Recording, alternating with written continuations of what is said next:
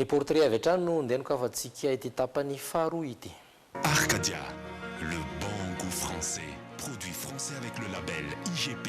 Dispose d'une large gamme de vins disponible dans les grandes épiceries et grandes surfaces.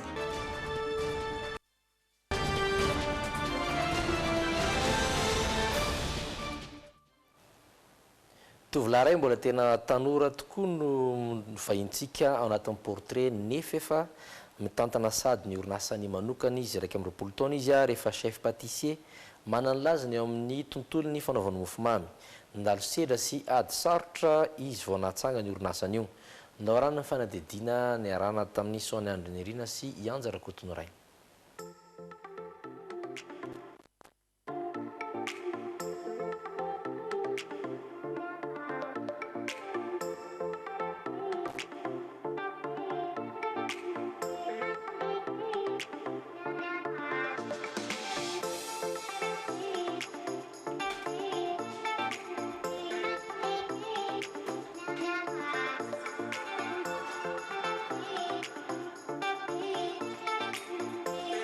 Izy no Dylan Tolkanon, 20 taona, chef pâtissier izy ary service traiteur ihany koa, tompony orinasa chez Tolkanon misehatra amin'ny fanamboarana mofomamy. Nandalo sedra maro i Dylan vao tonga amin'izao toerana izao raha ny fitantarany.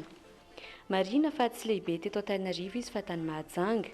Tsy tena zoto firy tamin'ny anohy fianarana loatra ny tenany rehefa afaka BEPC fa nisafidy ny hianatra zavy hatrany.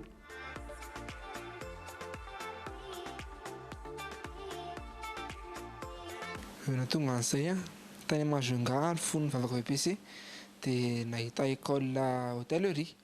Dia hôtellerie io tsara ny dokam-barotra tsara tao dia roboka mpampitanteraka zany nijery ny pub. Dia nanapa-kevitra zany niresaka tamin'ny ray aman-dreniko hoe aloha tsy hanohy ny fianarako fa aloha za hifototra amin'ilay resaka asa satria hitako amin'izao fotoana izao fa betsaka ny tanora manana bac, manana licence, bac plus 4 nefa tsy mahita asa, variana mirendrarendra sy ny namany. Araka izany dia ny tontolon'ny hôtellerie no ny anarany. Tia mikarakara andro rahateo izy ka tsy nanana sarotra azy izany. Volana aprily 17 no vita ny fianarany ary eritaona taorian'izay dia voaray nanao fanazarana asa tamina hôtely lehibe iray teto Antananarivo ny tovolahy.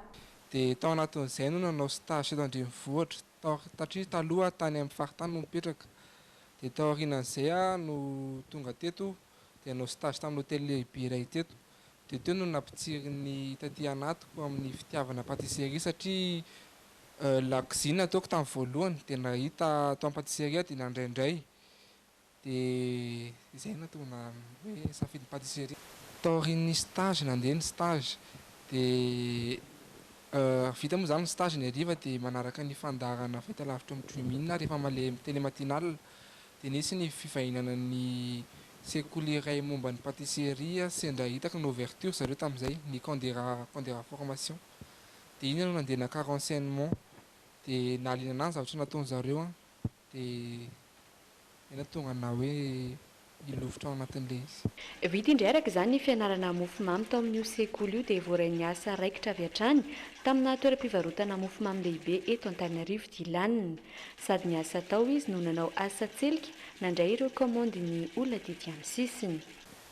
Ny taona juillet 2018 zany no nitresa voaloha tamin'ny hôtel Le Glacier dia niasa teo amin'ny herintaona sy tapany teo aho dia nefa tao anatin'izay nandray commande taty ambadika dia ny clientko de bouche à oreille no itenany zareo ohatra hoe misy fianakaviana misy nama manontany dia izay no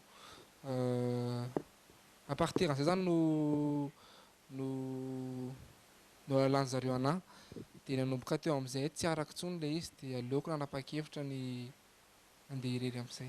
Dia nikopa-kelatra tokoa noho izany ny tovolahy nanomboka teo. Mbola fahatsiarovana lehibe tsy mety adinoiny hatramin'izao ny zavatra niainany tamin'ny nandray commande na gâteau voalohany indrindra. Onao Dylan nanahoana tamin'ilay hoe nandray commande be dia be tamin'ny voalohany indrindra, nanahoana ny rythme sy ny sisa?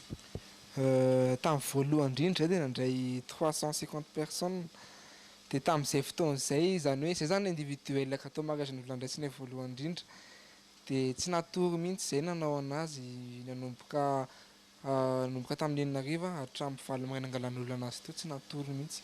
Dia nefa ianao manampy olona aminao livraison amin'ny mbola firina fa ianao tsy matory satria ny asa tsy maintsy mitohy foana fa izay fitadiavana.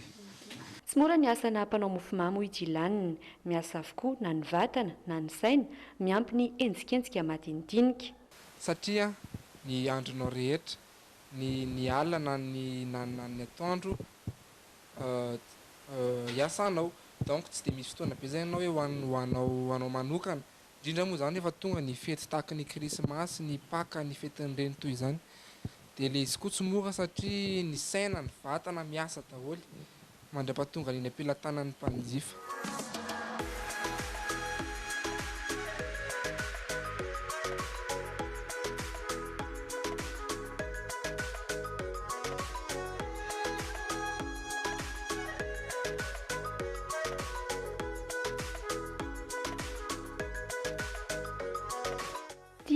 Ary ankafiziny loatra nefa izay fanaovana mofomamy izay ka dia efa mandeha ho azy izany ankehitriny. Na inandrindra sy nandamina ny fomba fiasany ihany koa Dilanina ka milamin-tsaina tanteraka amin'izao fotoana mpanantanterahana ny asany. Ny fahafalipon'ny mpanjifa izay no tanjon'ny Dilanina.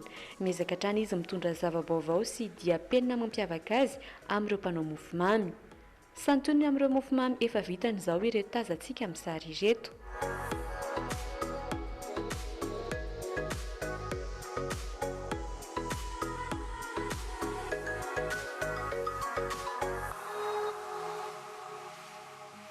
Mariana fa isan'ireo nandray anjara tamina fifananana fanaovana mofomamy izy ka dia nandrombaka ny lalana voalohany. Izy io concours tamin'ny Facebook teo amin'ny 26 teo izahay no nandray anjara. Dia resaka j'aime tamin'ny Facebook izany hoe mifaninana resaka j'aime izay be j'aime indrindra ny telo voalohany be j'aime indrindra zany no tafiakatra amin'ny dinga manaraka final. Dia izaho moa izay nisan'ny tafiakatra tamin'ilay izy dia fahatelo tamin'izay. Dia rehefa tonga ilay fotoana final dia tao amin'ny village-skola ilay izy no nataon'ilay mpikarakara. Dia épreuve anankiroa ilay izy. Dia ny voalohany mpanegariny no tao anatiny. Dia ny faharoa ianao no mitondra ny ingrédients-nao dia ianao mamoaka ny création-nao. Dia samy nanao moa zany izay telo mianadahy tafiakatra dia izany no mitondra ny larana voalohany. Ny première épreuve choux craquelin revisité dia ny deuxième épreuve chocolaté framboise. Tena mahavela tsara izany asana pâtissier izany hoy Dilanina. Mipetra-drery miaraka amin'ny zandriny vavy izy ary tsy miankin-doha amin'ny ray aman-dreny intsony amin'ireo zavatra ilainy amin'ny fiainana. Dia amin'ny tenena manokana zao efa lasa passionko ilay pâtisserie. Dia lasa na ny zavatra ilaiko aho zany tsy midépendre amin'ny ray aman-dreniko intsony fa na za manokana dia mahavita ny besoin-ko rehetra. Ny manampy an'izy ireo indray no ataoko ngamba.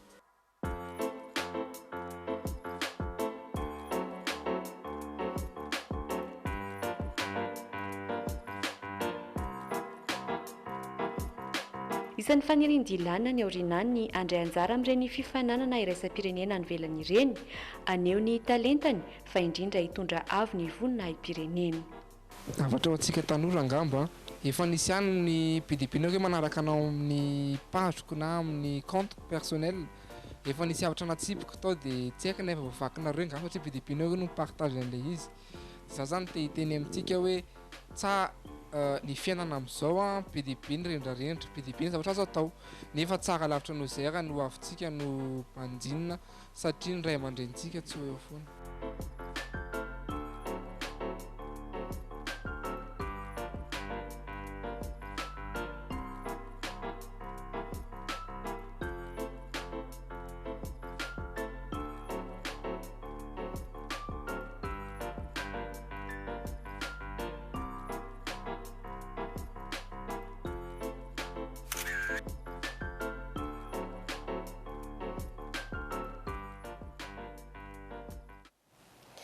Efa nitombotra ny fetin'ny krismasy sy ny faran'ny taona aza misalasala misera aminay raha toka te hikomandy miaraka amin'ny Dilanina antsika. Hoy ianao indray no ratsika.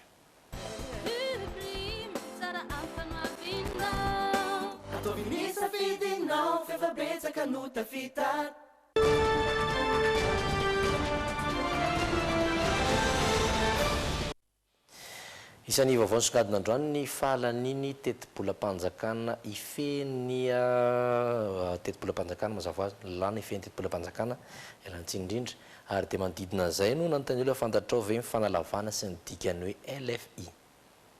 Fantatrao ve hoe inona fanalavana ny LFI? Radio France Internationale. LFI? Tsy haiko tena tsy haiko izany. Tena tsy haiko izany. Loi de finance LFI initial. LFI? Tsy azoko onona zany ka. Loi de finance initiale. Tsy fantako. Tsy haiko. Loi de finance initiale nefa? RFI? LFI? LFI? Tena tsy fantatsitsika. Loi de finance initiale? Raha de finance tsy mbola hentsika mihitsy. Ny LFI moa amin'ny fiteny frantsay dia midika sy halavaina hoe loi de finance initiale. Izy io dia lalàna izay manomana sy manambara ary manome lalana ho amin'ny fandaniana sy fidiram-bola amin'ny fanjakana isan-taona izany. Izany hoe anatin'ny taona iray taona iasan'ny fanjakana anankiray izany. Dia izay ihany koa tompo lasitobava marina fiarantsika ho any androany satria efa lasalasa ny fotoanantsika. Efa nao fotoana indray tsika rapitso amin'ny fitora sasany ao anatin'ny logité du dimanche ny alatsinainy araka eto indray tsika anohy ny fiarahana anatin'ny logité metraka mandram-peona indray ary tompoko.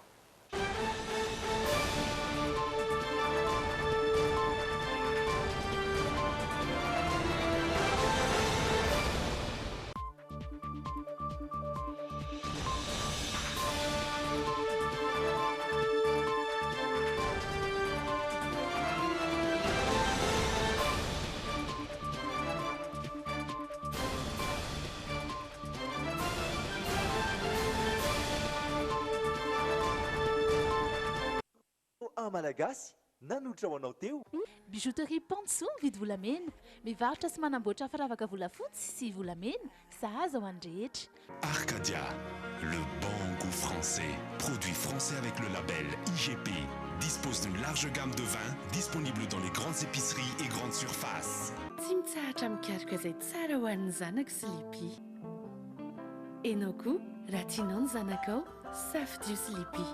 Brushing, coiffure, coloration, osez tout avec Gliss Intense Thérapie. Alors, avant de les couper, essayez Gliss Intense Thérapie.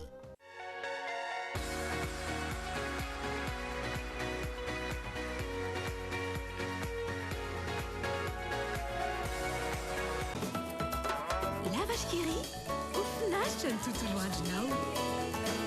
Nanolotra ho anao teo ny logité. La Galerie Fema ouvre ses portes en plein centre-ville d'Analakel. Tout est réuni dans ce centre commercial moderne. Venez vite nous visiter. Galerie Fema, Ali, qualité et prix.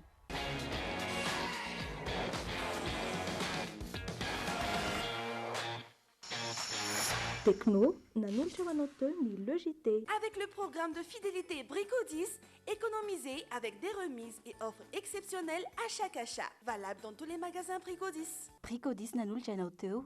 Ny tsara sy hanan-kalalana ianao miaraka amin'ny savony manitra Orchard.